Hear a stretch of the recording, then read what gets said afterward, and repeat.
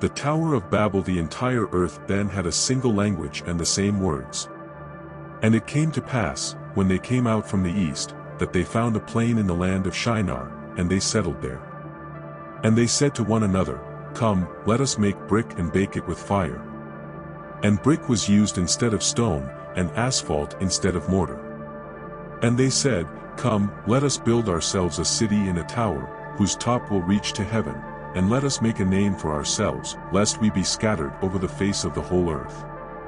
And the Lord came down to see the city and the tower which the sons of men were building.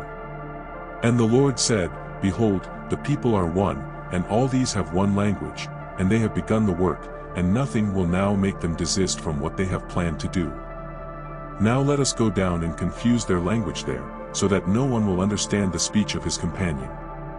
So the Lord scattered them from there over the face of the whole earth, and they stopped building the city.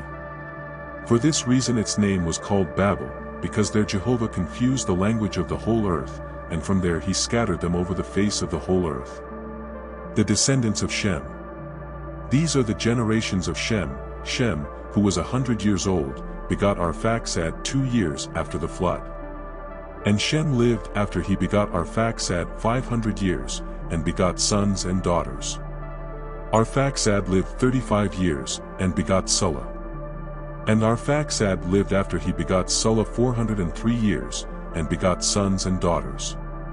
Sulla lived 30 years and became the father of Heber. And Sulla lived after he begot Eber 403 years, and begot sons and daughters. Eber lived 34 years, and became the father of Peleg.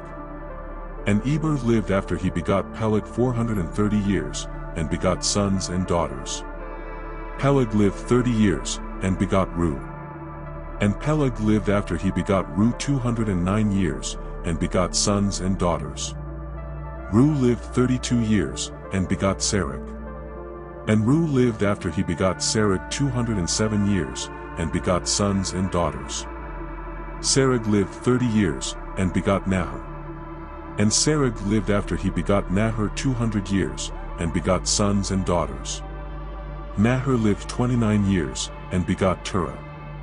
And Nahor lived after he begot Terah 119 years, and begot sons and daughters.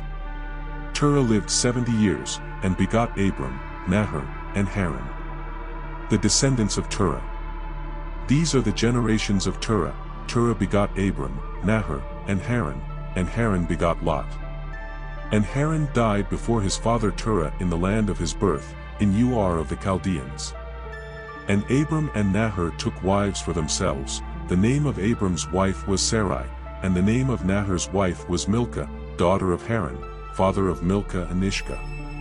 But Sarai was barren, and had no son. And Terah took Abram his son, and Lot son of Haran, his son's son, and Sarai his daughter-in-law, his son Abram's wife, and left with them from Ur of the Chaldeans, to go to the land of Canaan, and they came to Haran, and stayed there. And the days of Terah were 205 years, and Terah died in Haran.